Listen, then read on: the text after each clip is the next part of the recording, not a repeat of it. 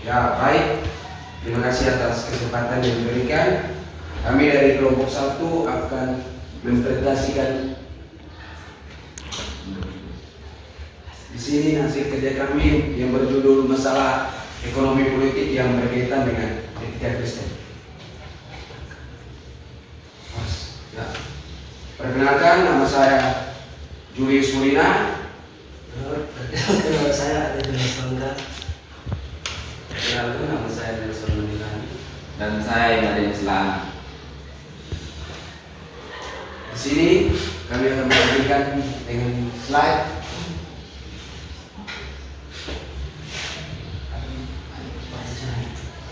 Latar belakang hubungan antara ekonomi politik dan etika Kristen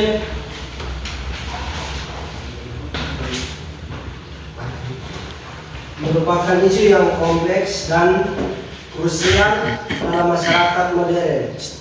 Di satu sisi, sistem ekonomi politik membentuk kerangka kerja, distribusi sumber daya, kekuasaan dan kesejahteraan.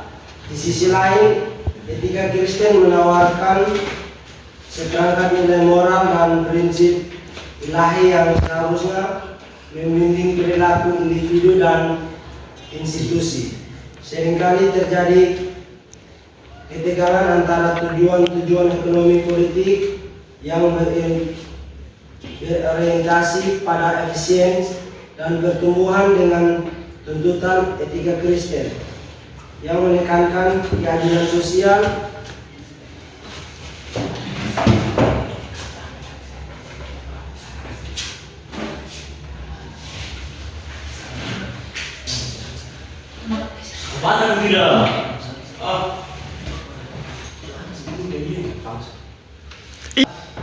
bagaimana etika Kristen memandang sistem ekonomi politik dan masalah-masalah yang ditimbulkannya.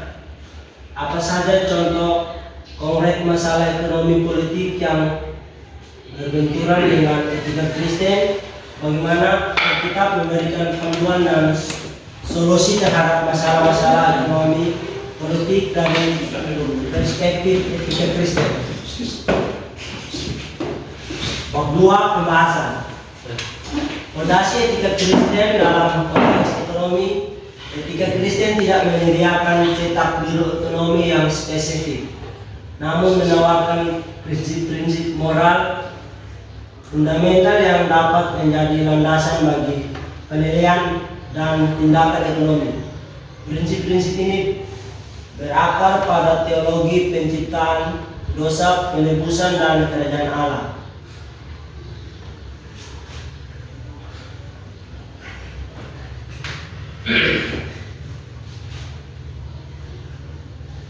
Gambar Allah. Setiap manusia diciptakan menurut gambar Allah, memiliki martabat yang inheren dan karena itu layak diperlakukan dengan hormat dan adil. Ini memutus penghapusan eksploitasi dan perlakuan manusiawi dalam sistem ekonomi. Kasih kepada Allah dan sesama adalah perintah utama dalam konteks ekonomi. Ini berarti kepedulian terhadap kesejahteraan orang lain, terutama yang rentan dan kesediaan untuk berbagai sumber daya. Keadilan dalam Alkitab bukan hanya tentang distribusi yang merata, tetapi juga tentang pemulihan hak yang tertindas, perlindungan bagi yang lemah, dan penegakan hukum yang adil bagi semua. Penataloyonan. Manusia dipercayakan untuk mengelola ciptaan Allah. Ini berarti bertanggung jawab dalam penggunaan sumber daya alam, tidak merusak lingkungan dan memastikan keberlanjutan bagi generasi mendatang. Solidaritas. Konsep tubuh Kristus mengajarkan bahwa semua orang percaya adalah bagian dari satu kesatuan. Ini mendorong solidaritas sosial dan komitmen untuk mengatasi kemiskinan dan ketidakadilan secara kolektif. Benturan etika Kristen dengan sistem ekonomi politik kontemporer. Sistem ekonomi politik modern khususnya yang bercorak kapitalisme neoliberal, seringkali berbenturan dengan prinsip-prinsip etika Kristen. Beberapa masalah pertama meliputi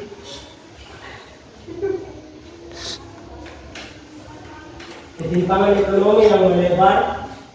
Salah satu masalah paling mencolok adalah lebarnya jurang antara yang kaya dan yang miskin.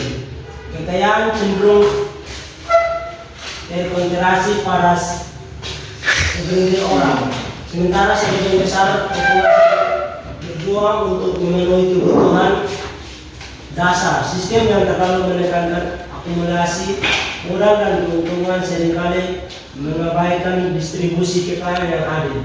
Contoh di Indonesia, data menunjukkan bahwa segelintir konglomerat menguasai sebagian besar kekayaan nasional, sementara jutaan orang masih hidup di bawah di bawah garis kemiskinan.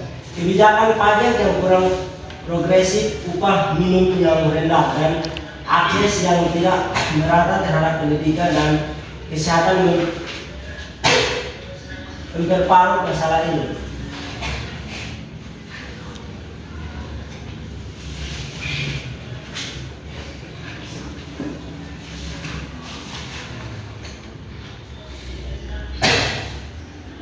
Eksploitasi tenaga kerja dan lingkungan. Masalah demi mencapai keuntungan maksimal, beberapa praktik ekonomi politik mengarah pada eksploitasi tenaga kerja. Upah rendah, jam kerja panjang, kondisi kerja tidak layak, dan perusak lingkungan. Polusi, deforestasi, penipisan sumber daya, prinsip martabat manusia dan penata layanan Tuhan diabaikan.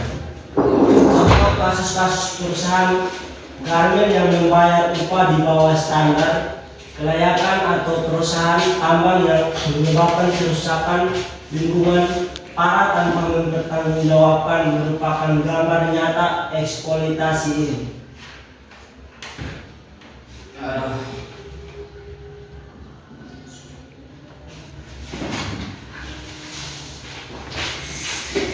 Baik, berikut korupsi dan penyalahgunaan kekuasaan.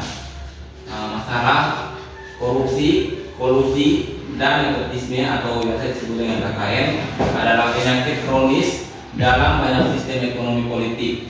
Praktik ini dapat merusak keadilan, menghambat pembangunan, dan menguntungkan segelintir elit dengan mengorbankan kesejahteraan publik. Contoh, berbagai kasus korupsi, proyek infrastruktur, suap dalam perizinan bisnis, atau manipulasi tender yang melibatkan pejabat publik dan pengusaha adalah ilustrasi nyata bagaimana kekuasaan ekonomi dan politik disalahgunakan untuk kepentingan pribadi atau kelompok, melanggar prinsip kejujuran dan keadilan etika Kristen. Berikut solusi Alkitabiah dan implementasinya. Berikut 3.1 prinsip-prinsip solusi dari Alkitab. Alkitab menyediakan landasan yang kuat untuk mencari solusi atas masalah-masalah ekonomi politik yang tidak etis.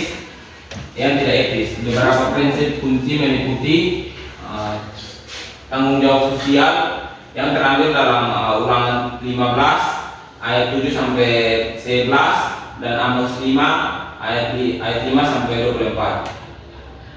Amos 5 ayat 24. Alkitab berulang kali menekankan pentingnya kepedulian terhadap orang miskin, janda, yatim piatu, dan orang-orang asing.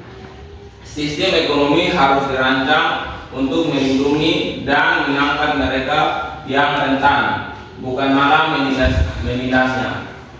Amos 5 ayat 24 menyerukan keadilan mengalir seperti air dan kebenaran seperti sungai yang tak pernah kering. Amin. Puji Tuhan. Berikut jubilai dan kesyukuran. Imamat terambil dalam kitab Imamat 25 ayat 8 sampai 12 dan Maleakhi 3 ayat 10. Konsep tahunan Yobel. Dalam perjanjian lama menunjukkan model ekonomi yang berorientasi pada pemerataan kembali kekayaan, pembebasan hutang dan pengampunan hutang secara berkala. Ini menunjukkan adanya koreksi struktural untuk mencegah ketimpangan ekstrem. Meskipun bukan hukum yang harus diterapkan secara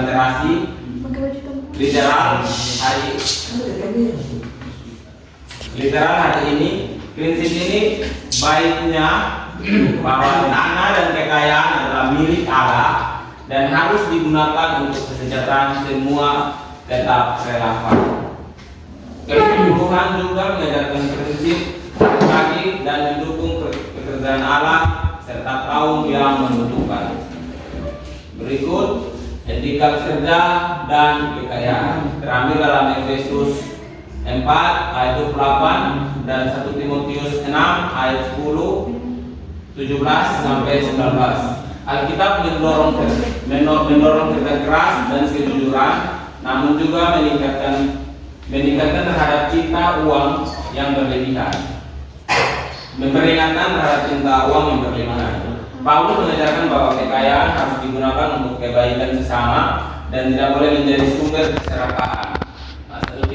1 Timotius 6 ayat 17 sampai 19 mengingatkan kepada kita orang kaya untuk tidak sombong tetapi murah hati, suka memberi dan menumpuk kekayaan di surga. Berikut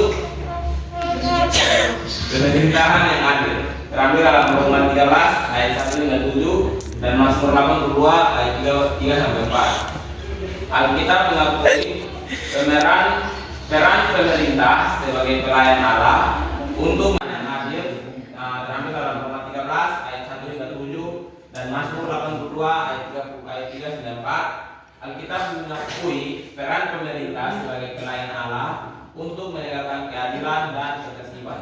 Pemerintah bertanggung jawab untuk melindungi yang lemah dan menindak kejahatan, termasuk korupsi dan penindasan ekonomi.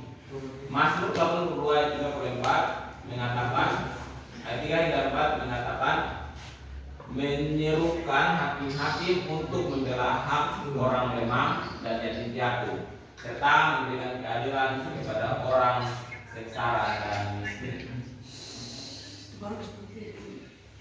Berikut implementasi solusi dalam konteks kontemporer. Berikut poin pertama, mengatasi ketimpangan ekonomi. Solusi Alkitabiah yang kita ambil mengadopsi semangat juble dan tanggung jawab sosial implementasi. Implementasi kebijakan pajak progresif. Pemerintah dapat menerapkan sistem pajak yang lebih progresif, di mana orang kaya membayar persentase pajak yang lebih tinggi. Hasilnya dapat digunakan untuk program-program sosial, pendidikan, kesehatan yang merata. Ini sejalan dengan prinsip berbagi dan pendataan Alkitabiah. Kedua, meningkatkan upah minimum dan jaminan sosial. Memastikan upah minimum yang layak bagi pekerja dan memperluas jaringan pengaman sosial, misalnya asuransi kesehatan, subsidi pendidikan untuk melindungi kelompok rentan. Ini merefleksikan kepedulian terhadap martabat manusia dan kebutuhan dasar. Ketiga, penguatan kooperasi dan usaha mikro kecil dan menengah atau yang biasa disebut dengan UMKM. Mendukung model ekonomi yang lebih partisipatif dan mendistribusikan. Kedua, meningkatkan upah minimum dan jaminan sosial. memastikan upah minimum yang layak bagi pekerja dan memperluas jaringan pengaman sosial, misalnya asuransi kesehatan, subsidi pendidikan. Untuk melindungi kelompok rentan, ini merefleksikan kepedulian terhadap martabat manusia. Dan ketiga, penguatan kooperasi dan usaha mikro kecil dan menengah atau yang biasa disebut dengan UMKM, mendukung model ekonomi yang lebih partisipatif dan mendistribusikan kepemilikan modal secara lebih bagus, sejalan dengan prinsip solidaritas kita. Berikut poin pertama, menghentikan eksploitasi tenaga kerja dan lingkungan. Solusi yang terakhir, menegakkan martabat manusia atau yang kita sebut imago dan prinsip keterlayanan. Implementasinya: 1. Menegakkan hukum ketenagakerjaan yang ketat, memastikan perusahaan mematuhi standar upah jam kerja dan kondisi kerja yang adil, pemberian sanksi tegas bagi pelanggar. 2. Regulasi lingkungan yang kuat dan transparan, menerapkan regulasi yang ketat terhadap industri yang berpotensi merusak lingkungan dengan pengawas yang transparan dan akuntabel, mendorong praktik bisnis yang berkelanjutan dan ramah lingkungan.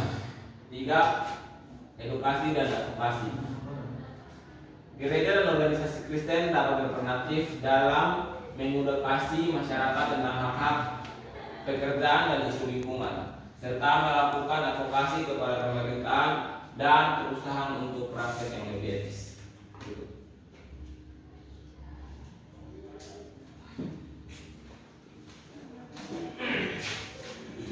Memberantas korupsi dan penyalahgunaan kekuasaan. Solusi yang kita ambil menerapkan prinsip keadilan dan kejujuran.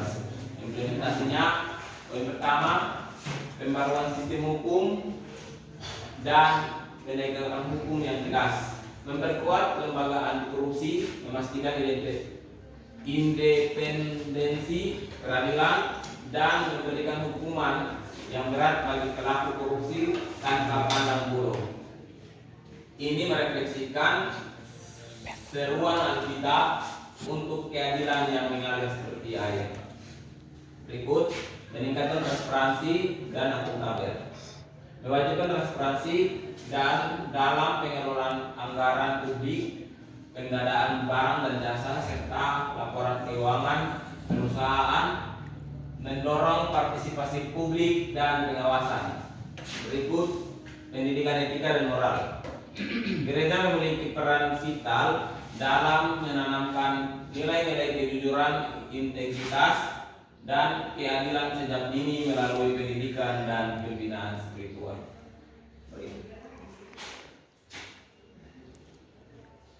Kesimpulan dari penelitian makalah kami adalah hubungan antara ekonomi politik dan etika Kristen adalah salah satu pegangan dan potensi. Makalah ini dalam menunjukkan bahwa sistem ekonomi politik kontemporer dengan fokusnya pada pertumbuhan dan akumulasi keuntungan sering menghasilkan ketimpangan, eksploitasi, dan korupsi yang secara fundamental bertentangan dengan prinsip-prinsip etika Kristen. Etika Kristen yang benar pada martabat manusia atau imago Dei, kasih, keadilan, kenetralan, dan solidaritas, menuntut sebuah sistem yang mengutamakan kesejahteraan semua, terutama yang rentan, serta pengelolaan ciptaan yang bertanggung jawab. Melalui studi kasus ketimpangan ekonomi, eksploitasi, tenaga kerja dan lingkungan, serta korupsi, terlihat jelas bagaimana nilai-nilai Kristiani seringkali terpinggirkan. Namun Alkitab tidak hanya mengkritik, tetapi juga menawarkan landasan yang kokoh untuk solusi. Prinsip-prinsip seperti tanggung jawab sosial, semangat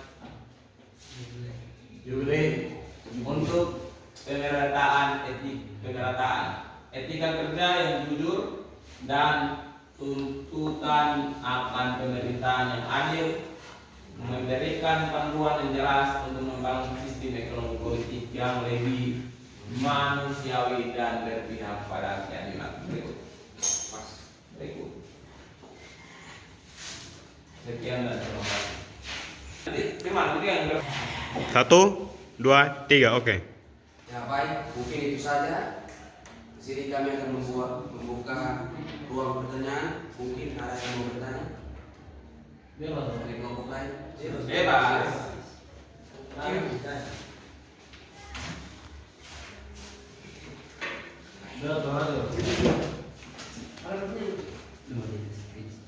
Ada? Apa ada? Baik, teman-teman, dari kami dari kelompok 3 di sini ada pertanyaan mungkin satu saja, tapi di sini merupakan isu yang kompleks dan krusial. Ya, maksudnya krusial itu apa? Krusial. Coba teman-teman tolong menjelaskan yang lebih detail lagi. Terima kasih, mungkin banyak pertanyaan saya. Pendahuluan.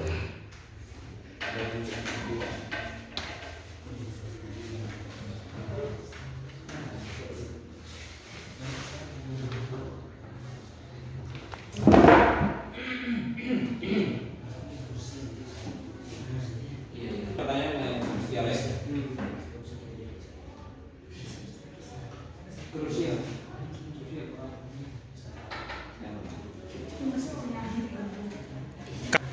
Oke. Baik, terima kasih atas pertanyaan yang diajukan oleh Kakak Abraham dari kelompok 3.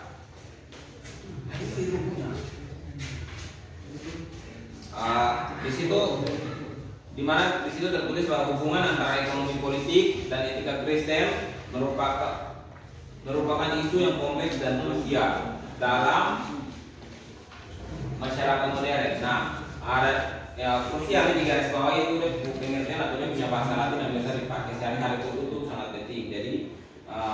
Jadi anggapnya kita baca secara luas, kita baca secara langsung hubungan antara ekonomi politik dan etika Kristen merupakan isu yang kompleks dan sangat penting yang tidak dapat dipisahkan. Dari nomor P istilahnya saling kait dengan begitu.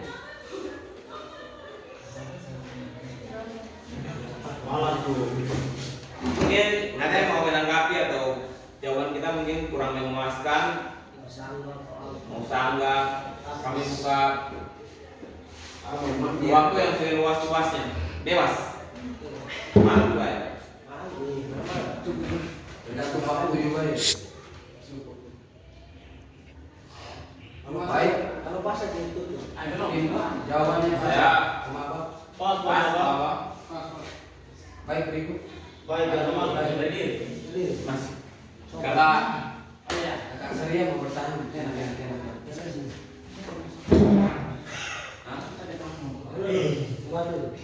Ngomong saya. Baik, terima kasih atas kesempatan yang diberikan kepada saya. jangan pegang. Saya bisa bertanya, jelaskan bagaimana prinsip Imago Dei menolak eksploitasi ekonomi terhadap manusia. Kelompok 3 itu Masuk. Ya, Kakak Hafiz. Diberi kok. Diberi. Di slide pertama ya. Selain pertama pendahuluan, nggak ada belakang. Bukan. Nama tuh. Duduk. Bingung pertanyaan.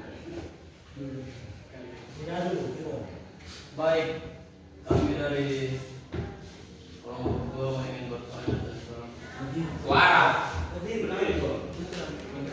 Ada video.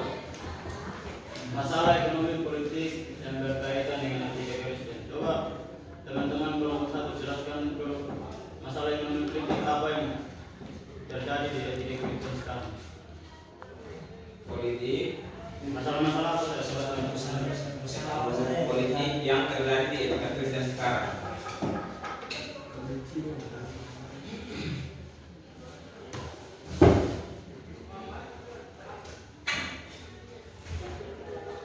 Kakak,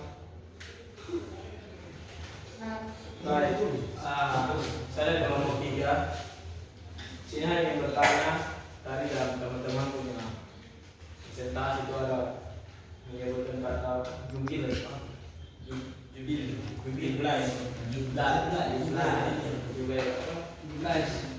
konsep itu konsep tahun Nobel ya.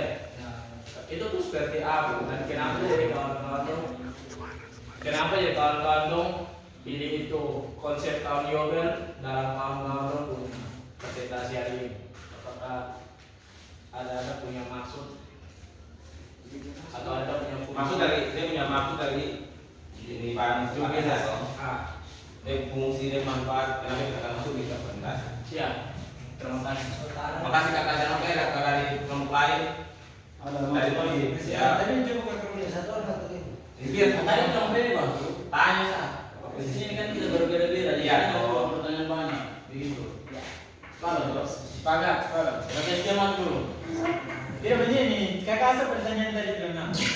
Jelaskan bagaimana prinsip Di Mangkode memang eksploitasi ekonomi. ekonomi terhadap manusia.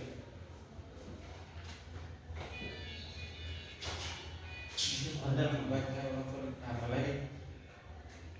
Jadi dia bertanya ya. Saya belum. Oh, kata semua. Tadi kakak ini bersuara deh. Oh ya baik. Kamu deh. Bukan saja. Baik, terima kasih atas kesempatan yang diberikan kedua kalinya. Ya. Di sini Ya, tidur dong saya lagi ngawas sekarang sudah kelas.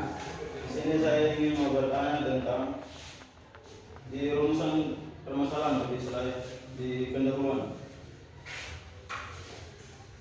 Jadi Pak, Kalau saya mesti jadi dulu Pak. dia punya perumusan masalah. Ya Itu yang kita jawab tuh. harus dong. Itu kan tidur pertanyaan tuh. Bagaimana jika kristen memandang sistem ekonomi politik dan masalah yang ditimbulkan? Coba teman-teman jelaskan. Kedua dan ketiga. Ketiga, semua. 1, 2, 3 toh. Iya. Terima kasih Kak Hafiz. Sampai di mana? Oh, Itu dari saya. yang mana? Jawab ini. Tunggu. Iya. Habis dulu jawab dulu. Kayaknya. Itu kita pikir dulu. Pertanyaan Kak. Ada pertanyaan mungkin yang ditanya. Oke, siap Pak Jen. Masuk lagi. Tunggu dulu. Kita jawab dulu.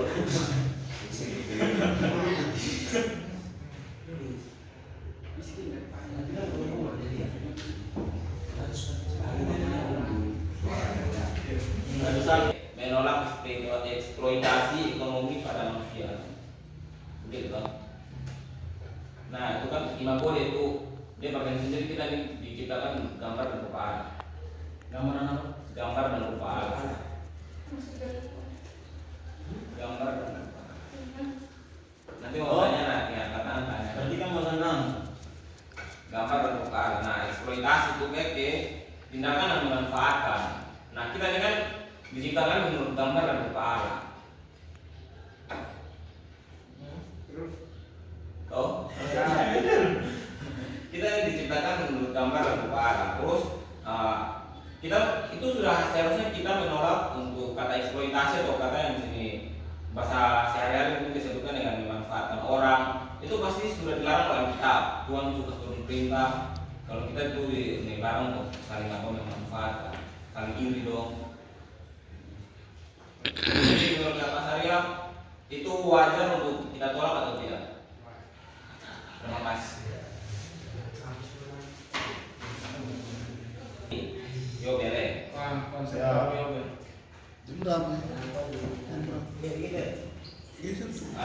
Video nih sama konsep tahun Nobel atau pokoknya yang itu dalam perjanjian lama itu menunjukkan model ekonomi yang berorientasi pada pemerataan kembali kekayaan, pembebasan budak, dan pengampunan utang secara berkala. Nah, itu mungkin dari saya punya pemahaman sendiri. kita lihat yang untuk permasalahan sekarang nilai ekonomi. Kebanyakan sekarang sudah dari apa yang ada di teks sekarang di era sekarang sudah terlalu jauh sekali dengan hal tersebut. Utang piutang juga sekarang sampai pukul. Kalau di sini kan penghapusan utang secara berkala. Kalau sekarang penggadaan utang secara berkala yang ada. Makanya mungkin menurut saya konsep itu harus digunakan sekarang, harus kembali diterapkan dan diajarkan kembali. Gitu.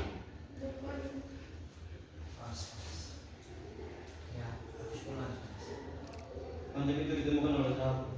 Terus misalnya itu konsep kalau digunakan, terus kalau misalnya ada salah satu pihak atau orang-orang yang belum tidak setuju dengan grup itu, apakah ada punya apa ya hukum atau konsekuensi kalau misalnya konsekuensi tidak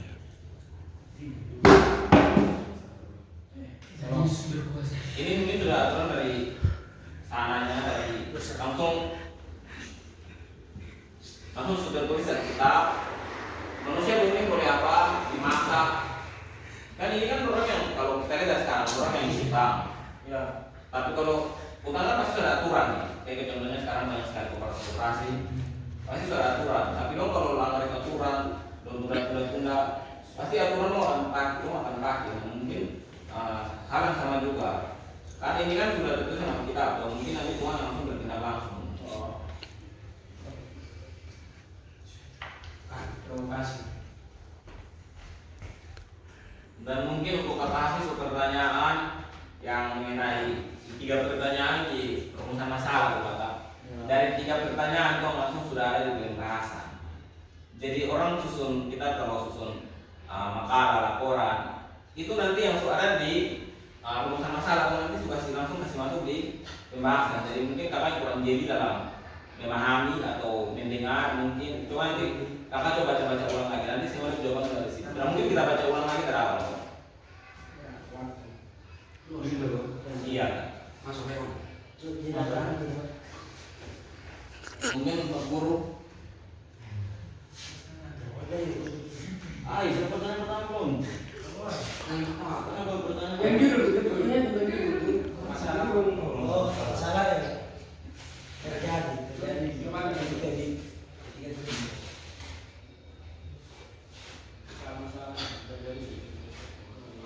masalah apa yang terjadi di kiri itu kemana tuh? Masalah ekonomi politik yang berkaitan dengan itu. Coba masalah politik terjadi. Masalah apa saja ini? Masalah politik apa yang terjadi dalam tiga kali? Nah, kayak itu kita kan tadi baca korupsi orang itu kan dilarang oleh Tuhan. Terus ini ada mungkin bisa kalau ingat pun ada satu kata yang ini dia punya artinya disebut ekonomi bebas. Itu juga dilarang oleh Tuhan. Kadang begini, kalau bukan ekonomi bebas ini nanti orang yang sudah ada di tempat, orang mau melakukan apa, dong punya pasarnya sudah di situ, tapi kita kayak berebut itu dong pasaran, contohnya janda baru orang yang ada sementara bangun di situ, jual di situ. Itu orang kita di kota-kota besar, kayak orang turun langsung dari ini politik turun langsung meratakan orang punya dagangan dong. Itu sudah berkaitan antara ekonomi dan politik dan ekonomi di situ gitu. Jadi itu kan dilarang oleh Tuhan. Mungkin dari kata Alo mau menanggapi kata Bapak Pendeta. Kata Hafiz mungkin tidak puas bisa tanya lagi, kesan lah. Ini kan kita dengan ketika juga belum tanya juga. Enggak apa. Sudah pokoknya dari kelompok Tidak sudah bertanya itu. Baik, kalau tidak ada mau bertanya lagi, Sudah saya. Bisa kasih sama aku, minta tanya balik. Tadi yang kakak hasilnya bu ini. Pertanyaan Jawaban dari kalian itu kan ada kata gambaran dan. gambar dan rupa Allah. Nah itu tuh maksudnya buku. Kita diciptakan